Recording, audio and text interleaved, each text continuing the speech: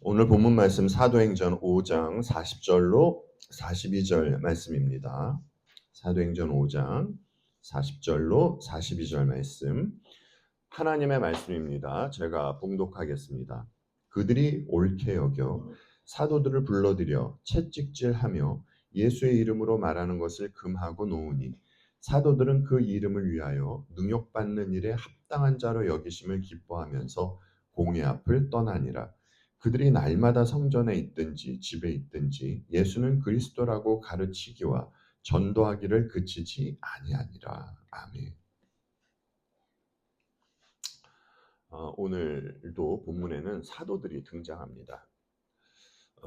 우리는 이 성경에 나오는 사도들을 보면서 부러워할 때가 있죠. 정확히 말하자면 믿음이 강한 이 사도들의 신앙을 부러워할 때가 있습니다.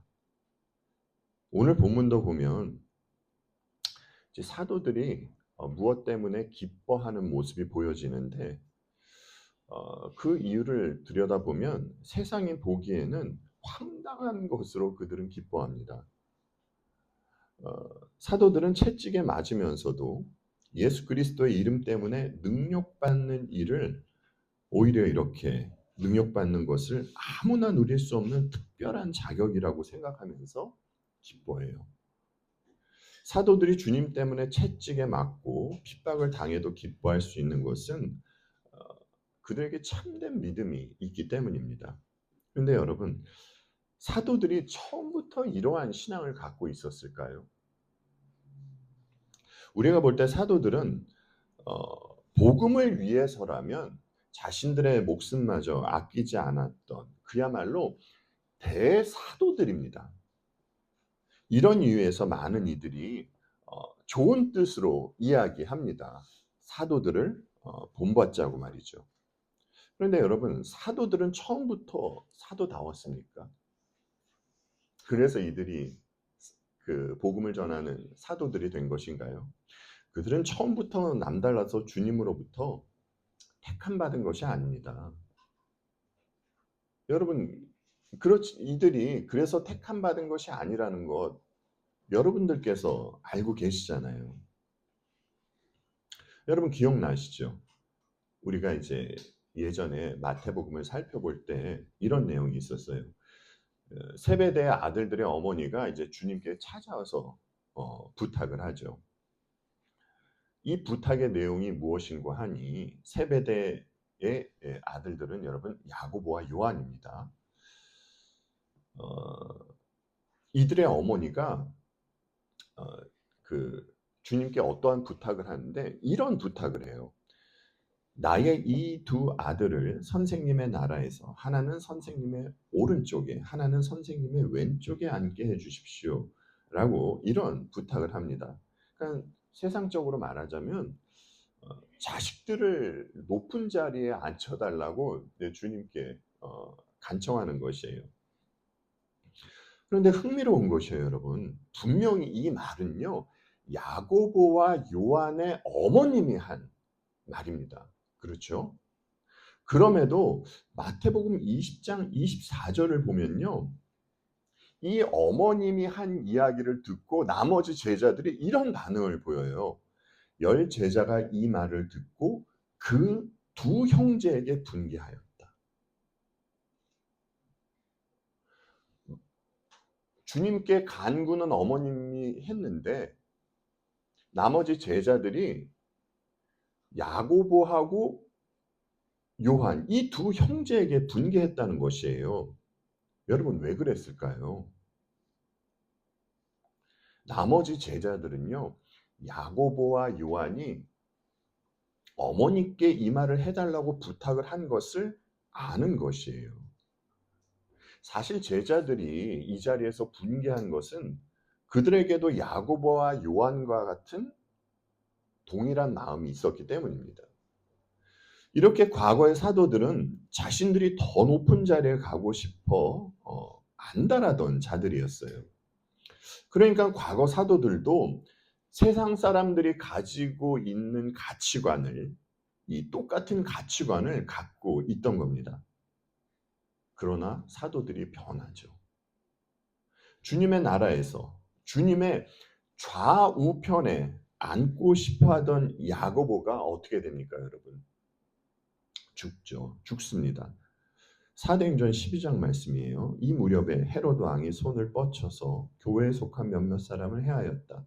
그는 먼저 요한과 형제간인 야고보를 칼로 죽였다. 여러분, 야고보가 왜 칼로 죽임을 당했습니까? 복음 때문이에요.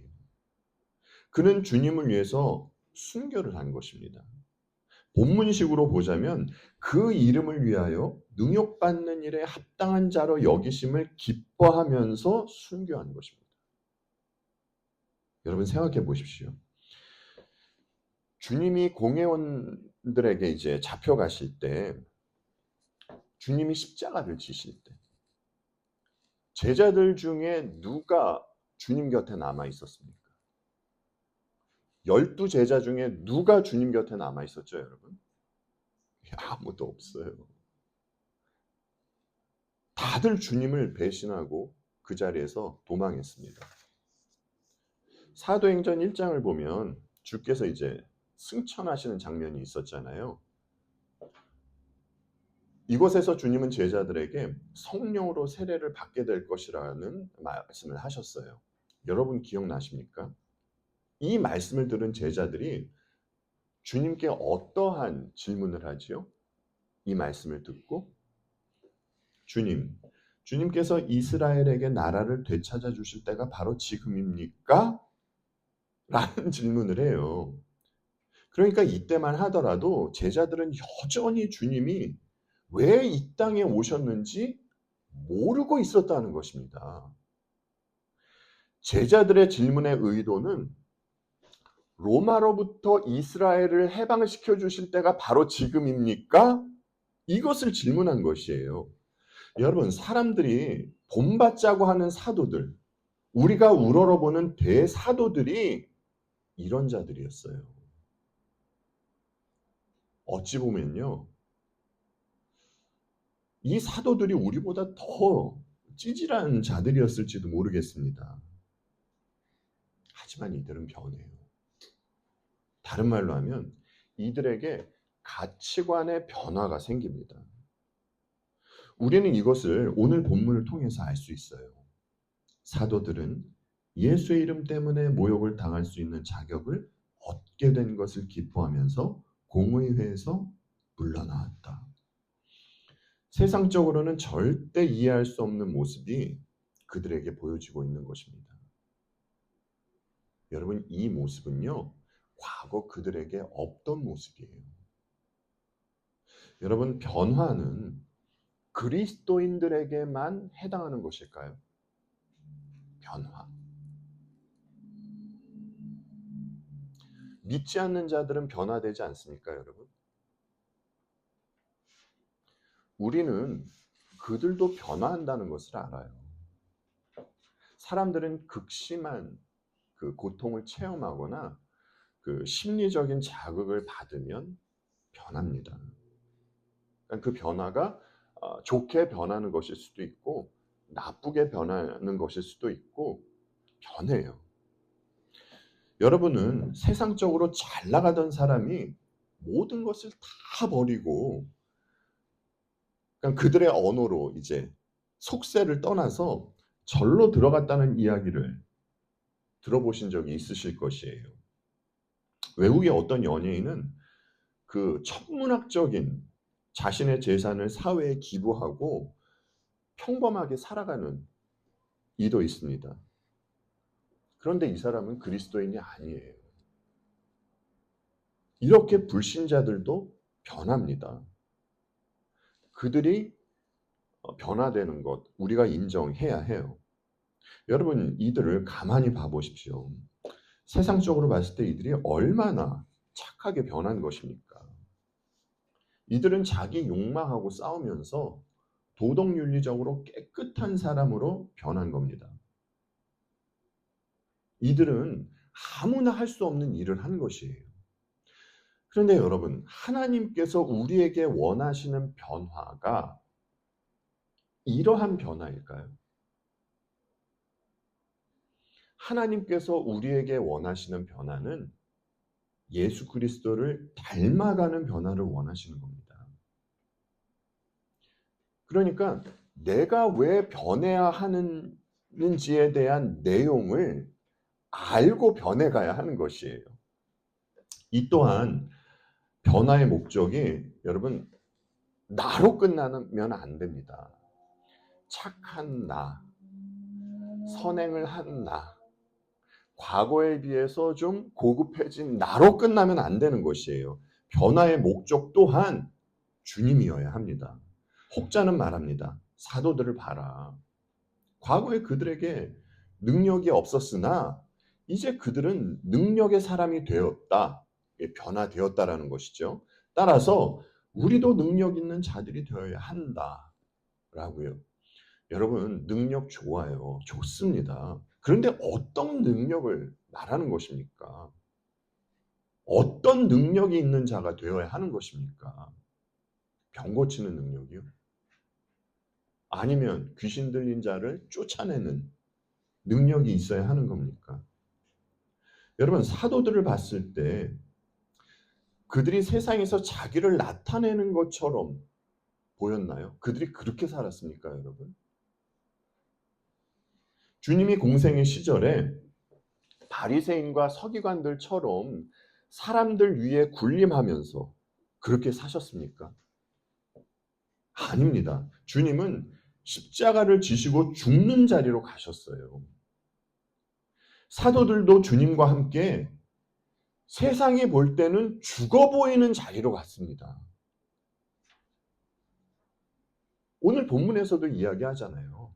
그들은 사람들로부터 모욕을 당하는 자리로 갔습니다. 왜요? 복음 때문에요. 예수 그리스도의 이름 때문입니다. 그리스도인에게 능력이란 주님과 함께 기꺼이 죽을 수 있는 능력을 말하는 겁니다. 이것이 세상이 할 수 없는 그리스도인만이 할 수 있는 진정한 능력이에요. 내 뜻을 꺾고 하나님의 뜻을 선택할 수 있는 능력 말입니다. 아까 과거 사도들에 대해서 언급했습니다. 여러분, 이들에게는 어떻게 변화가 나타나게 된 것일까요? 여러분, 무엇이 그들을 변화하게 한 것입니까? 오순절 다락방에서 받은 성령. 성령님께서 그들을 변화시켰고 변화시켜 가신 것입니다. 여러분, 성령님의 내주하심 없이 주님의 십자가 사건이 나를 위한 사건이라고 믿겨질 수는 없는 것이에요. 반드시 성령의 내주하심이 있어야 주님의 십자가 사건이 나를 위한 사건으로 믿겨질 수 있는 것입니다. 여러분, 주님의 십자가 사건이 언제 일어난 사건입니까? 네. 2000년 전에 일어난 사건이에요. 그 사건이 내 오늘 2026년을 살아가는 나의 사건으로 받아들여질 수 있으려면 성령 하나님의 내주하심과 성령 하나님의 역사하심이 있어야 하는 것입니다. 그렇지 않고서 어떻게 여러분 그 2000년 전에 다른 나라에 있었던 그 사건을 믿을 수 있습니까?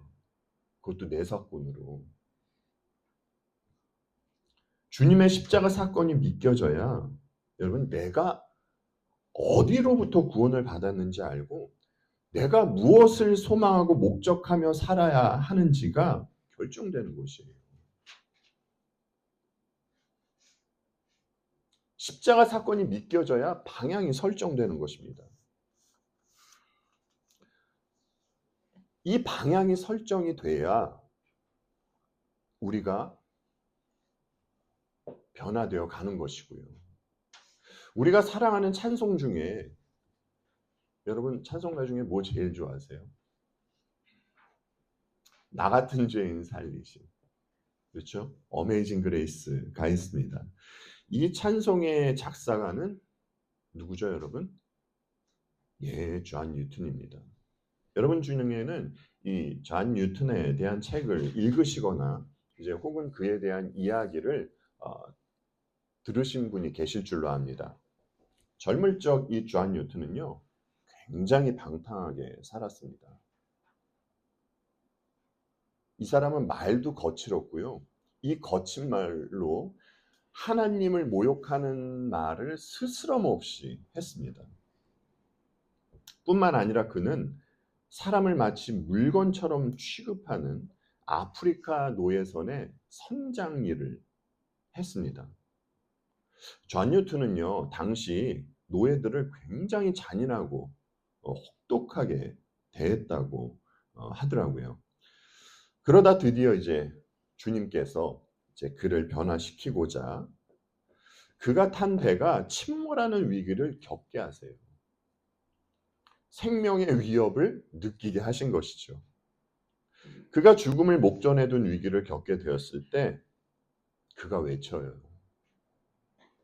하나님을 스스럼 없이 모독하던 그가 주여 제발 자비를 베풀어 주소서라고 외칩니다. 하나님을 멸시하던 자가 그 위기의 순간에 하나님께 도움을 청한 것이죠. 존 뉴턴이 이렇게 입으로는 하나님께 도움을 구하는 그 기도를 했지만 실상 그 당시에 자신이 하도 하나님께 그 모욕적인 말을 많이 하고 하나님을 거부하는 그 말을 많이 해서 구원받지 못할 것으로 생각했다고 합니다. 하지만 그는 극적으로 살게 되죠. 여러분, 바울이 주님을 만나자 어떻게 되었습니까? 바울은요, 완전히 다른 사람이 되었어요. 예수님을 만나자마자. 그렇다면 여러분, 예수 그리스도를 만난 존 뉴턴은 어떻게 되었을까요? 그는요, 하나님께 감사해야 하는, 감사하며 살아가는 그리스도인이 되었지만 놀랍게도 그는 대략 6년 동안 그 노예 선장의 일을 계속했습니다. 하지만 그는 그 일을 하면서 느껴요. 무엇을 느꼈을까요, 여러분? 과거에 느끼지 못했던 것을 그가 느끼는데 그가 하는 그 노예 선장의 일을 하나님께서 기뻐하시지 않는다는 것을 느낍니다. 이 존 뉴턴의 믿음이 깊어가면 깊어질수록 그가 하는 일로 오는 괴로움 또한 깊어갔어요. 마침내 존 뉴턴은 건강이 나빠졌을 때 이를 계기로 노예 선장의 일을 그만둡니다. 그리고 그는 신학 공부를 해서 영국 성공회의 사제가 되고 우리가 사랑하는 찬송가 405장의 찬송가 나 같은 죄인 살리신을 작사합니다. 여러분, 주님을 만난 사람이 그리스도인이 되는 것이에요. 엄밀히 말하면 주님이 만나 주신 이들이 그리스도인이 되는 것입니다.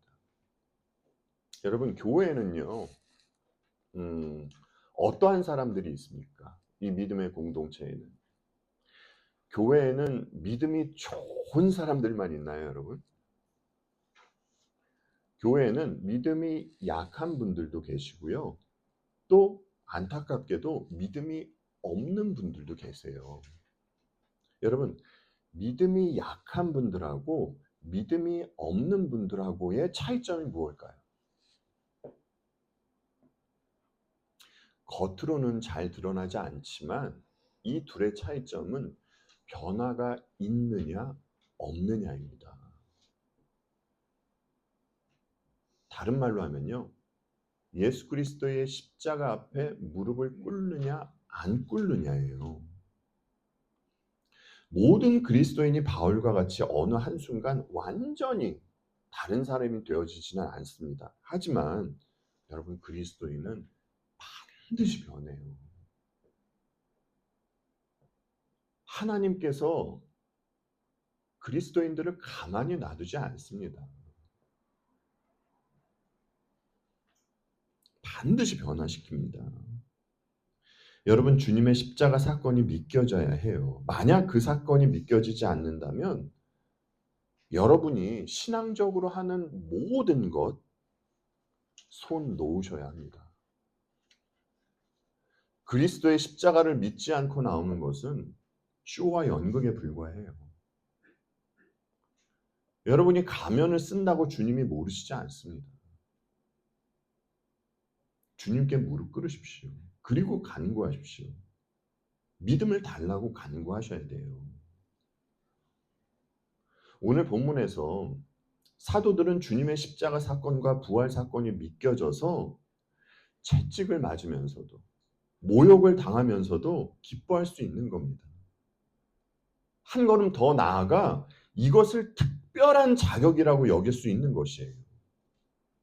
여러분, 당시 사도들은 예수 그리스도의 이름 때문에 고난을 당했습니다. 주님도 말씀하셨죠. 세상이 너희를 미워하거든 세상이 너희보다 먼저 나를 미워하였다는 것을 알아라. 너희가 세상에 속하여 있다면 세상이 너희를 자기 것으로 여겨 사랑할 것이다. 그러나 너희는 세상에 속하지 않았고 오히려 내가 너희를 세상에서 가려 뽑아냈으므로 세상이 너희를 미워하는 것이다. 요한도 이야기했습니다. 세상이 여러분을 미워해도 이상히 여기지 말라고 말입니다. 이 말씀들은 예수님 당시에만 또 사도들 당시에만 해당하는 말씀일까요, 여러분? 그렇지 않습니다. 모든 시대를 살아가는 그리스도인들에게 해당하는 말씀이에요. 여러분, 우리가 주님을 믿어서 세상으로부터 받는 핍박이나 모욕이 있습니까? 우리가 복음을 믿고 복음을 전한다고 해서 당시와 같이 채찍을 맞지는 않아요. 하지만 여러분, 하나님의 말씀을 희석시키지 않기 위해서 세상과 타협하지 않는 것으로 오는 불이익은 있습니다. 반드시 있습니다. 하나님의 말씀대로 살고 싶어서 어떠한 일을 정직하게 처리했을 때 이로부터 오는 불이익이 있습니다. 여러분, 우리가 남을 사랑하고 용서하기까지 우리 자신도 연약하고 못났지만 말이죠. 연약하고 못난 사람을 품을 때 받는 상처가 얼마나 아픕니까? 물론 과정 중이에요. 여러분께서 아시겠지만 세상은 그리스도인을 호의적으로 생각하지 않아요. 우리가 잊지 말아야 할 것이 세상은 주님을 십자가에 못 박아 죽였다는 것입니다. 그런데 십자가에 못 박아 죽은 주님을 따르는 우리에게 호의를 베풀까요? 천만의 말씀입니다. 여러분, 오늘과 같은 다원주의 시대에 예수 그리스도로만 구원받을 수 있다고 해보세요. 여러분, 우리는 이 사실을 믿고 신앙생활 하는 것이잖아요. 세상의 사고방식으로는 절대로 그리스도인을 좋아할래야 좋아할 수가 없는 겁니다. 여러분, 오늘 본문도 보십시오. 사도들이 왜 채찍에 맞고 모욕을 당합니까? 세상이 그들을 싫어하기 때문이에요. 사도들이 한 일이라고는 병자를 고친 일과 주님의 부활을 증거한 것이 전부입니다. 그럼에도 세상은 예수 그리스도를 전하는 그들이 싫은 것이에요. 이런 이유에서 세상이 주님께 그러했듯이 사도들에게도 채찍을 대는 것입니다. 우리가 과거를 회상해 보면 선생님께서 학생들에게 매를 대실 때는요, 아이들이 잘못했거나 또 아이들이 학생으로서 하지 말아야 할 것을 했을 때, 그때 이제 선생님께서 매를 대세요. 그러니까 선생님의 아이들에게 매를 대는 것은 그 아이들이 순간 잠시나마 그 육신의 고통을 알라고 매를 대는 것이죠. 지금 아이들을 예로 말씀드렸지만 사람들이 지극히 싫어하는 것이 고통입니다. 여러분 중에 고통 좋아하는 분 계세요?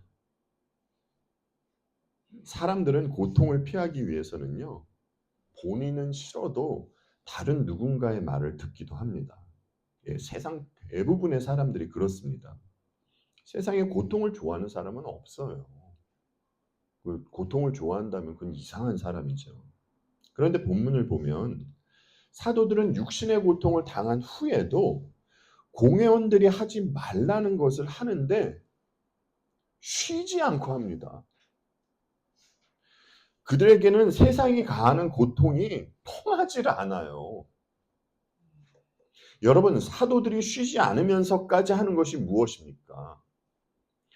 예수가 그리스도인 것을 전하는 겁니다. 여러분, 사도들은 미치지 않았습니다. 그럼에도 불구하고 그들은 왜 위험을 무릅쓰면서까지 쉬지 않고 주님을 전했을까요?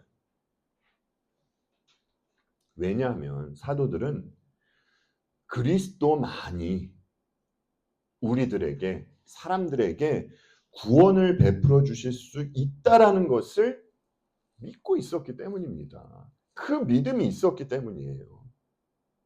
여러분, 우리는 어떻습니까? 우리가 누구의 가르침에 침을 토대로 해서 신앙생활하고 있는 것입니까? 예, 우리도 그 사도들의 가르침을 토대로 해서 신앙생활하고 있는 겁니다. 우리가 진실한 그리스도인이라고 한다면 크게 볼 때 우리는 예수 그리스도 안에서 복음을 전하며 살아가는 이들이에요. 여러분들은 난 아닌데, 나 최근에 복음 전한 적 없는데 라고 생각하실 수 있을지 모르지만 여러분, 정말입니다. 주님과 함께하는 우리는요, 존재론적으로 복음을 전할 수밖에 없는 자들이에요. 지난번에도 말씀드렸듯이 복음은 복음을 받아들이는 이들에게는 좋은 소식이지만 복음을 받아들이지 않는 자들에게는 저주의 소식입니다. 왜죠, 여러분? 복음이 떨어지는 곳에는 구원과 심판이 동시에 일어나기 때문이에요.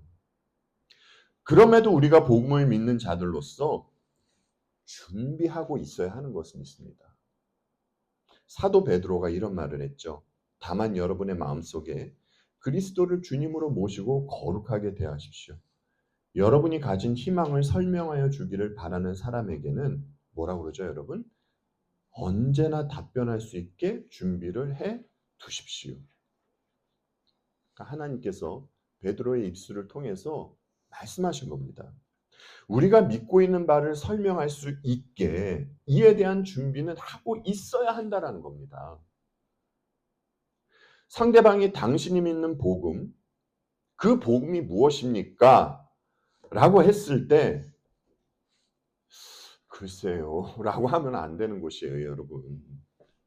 간단하게라도 복음을 말할 수 있어야 하는 겁니다.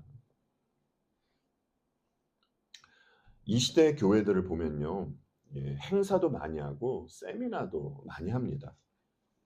교회 행사가 많고 세미나를 많이 하는 것이 나쁘다고 하는 말이 아니에요. 교회 행사가 많고 세미나를 많이 하면 좋죠. 복음적인 행사, 복음적인 세미나를 하면 좋습니다. 그런데 어떤 경우에는 복음하고는 전혀 상관없는 행사, 복음하고는 전혀 상관이 없는 세미나를 하는 것이 보여질 때가 있습니다. 여러분, 세상의 봉사단체와 교회의 다른 점이 무엇입니까? 세상의 봉사단체는 사람들이 들었을 때 좋은 이야기도 전하고 또 사람들이 보기에도 좋은 일들을 많이 합니다. 그러나 사람들에게 구원을 주는 복음은 전하지 않습니다. 다른 말로 하면 그리스도의 십자가 보혈은 전하지 않아요. 교회만, 오직 교회만 그리스도의 십자가 보혈을 전합니다. 여러분, 교회는 여러분 오늘 주일을 맞이해서 여러분은 왜 예배당에 오셨습니까? 우리가 왜 이 예배당에 모였죠? 교회는요, 여러분, 복음 때문에 모이는 곳이고요. 또 복음만 전해져야 하는 곳입니다. 교회의 본질은 복음에 있습니다. 이것이 세상의 봉사단체와 교회의 다른 점이에요. 여러분, 세상 그 어느 곳에서 예수 그리스도의 십자가 보혈과 부활을 전하겠습니까? 복음이 전해지는 곳은 교회밖에 없어요. 그런데 이 교회에서 복음이 전해지지 않는다면 그것은 문제가 심각한 것이죠.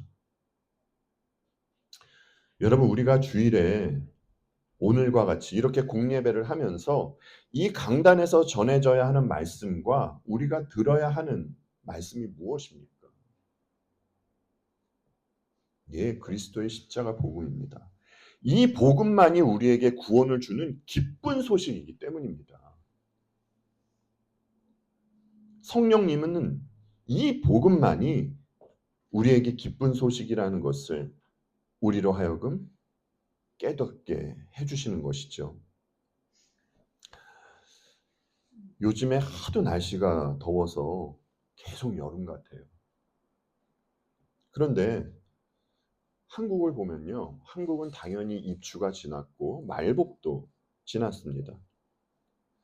근데 조금 있으면 9월이고 추석이에요.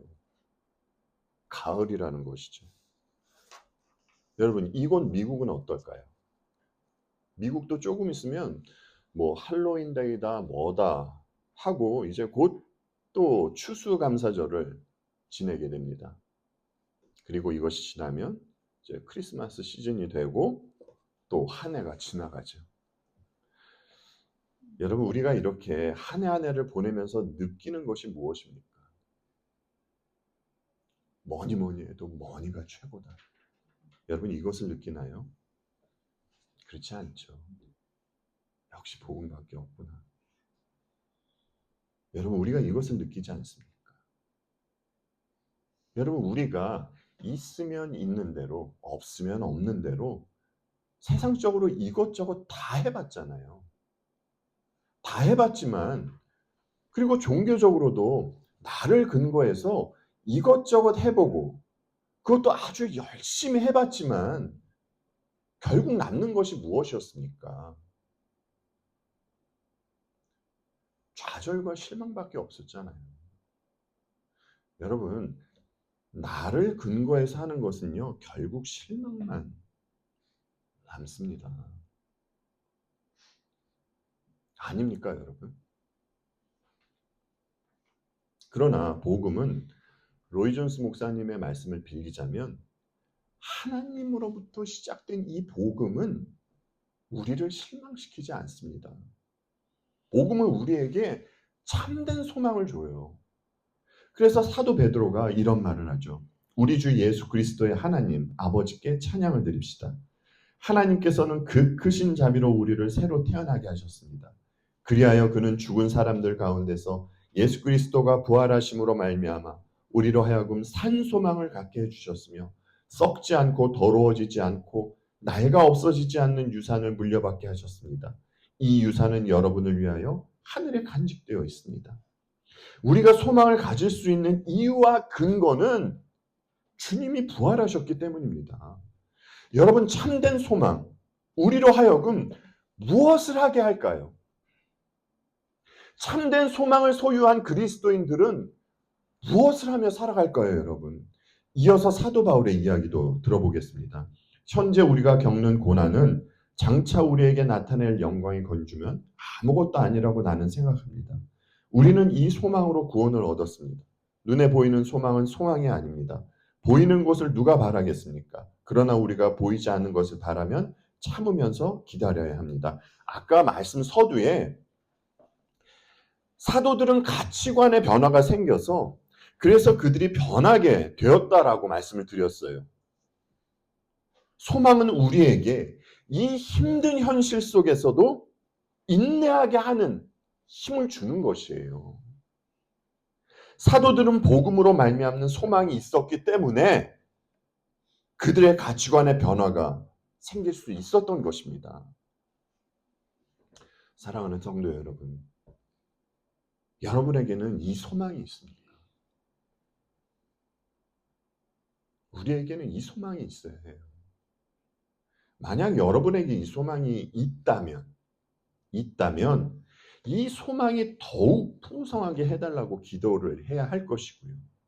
이 소망이 없다면 이 소망을 할 수 있게 해달라고 기도해야 합니다. 여러분, 이 소망이 없다면요. 이 소망이 없다면 형제 자매들에게 말씀을 드리고 이것을 위해서 기도 부탁해야 합니다. 이 문제는 뒤로 뺄 문제가 아니에요, 여러분. 너무나 시급한 문제입니다.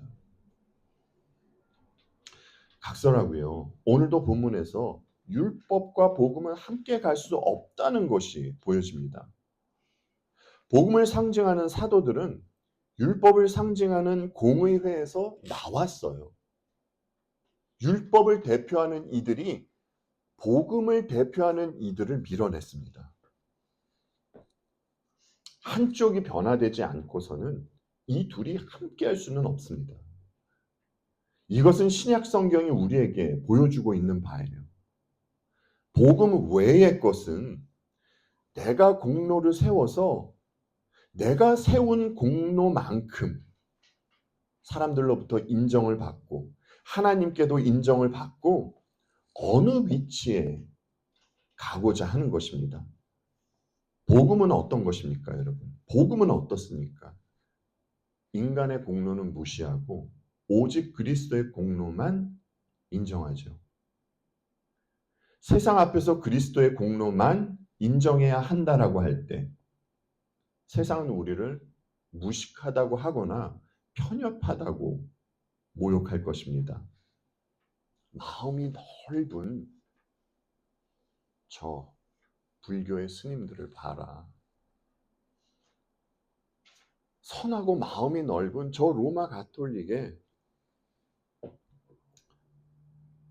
교황을 봐라. 세상은 그들을 가리킬 수도 있습니다.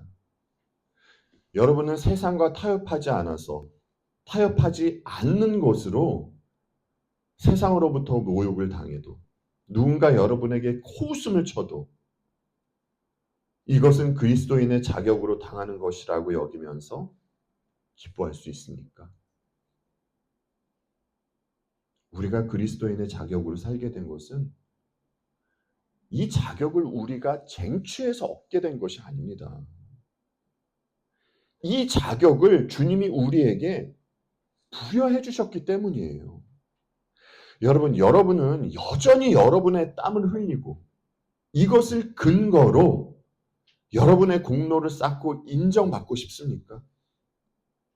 아니면 찬송가의 가사처럼 빈손들과 앞에가 그리스도의 보혈만 의지하고 싶습니까?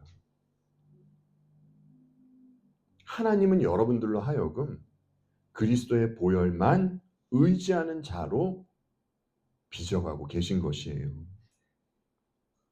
여러분에게는 여러분의 땀과 눈물이 중요합니까? 예수님의 보혈이 중요합니까?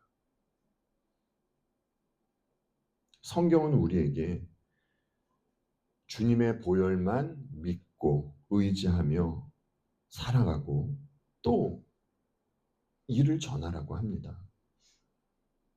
세상으로부터 크고 작은 모욕이 가해진다 할지라도 말이죠. 우리가 모욕을 당해도 기뻐할 수 있는 것은 여러분 무엇이 있기 때문입니까? 사도들이 전한 부활이 있기 때문입니다. 부활이 있는 한 여러분 그 무엇도 우리를 쓰러뜨릴 수가 없어요. 기도하겠습니다.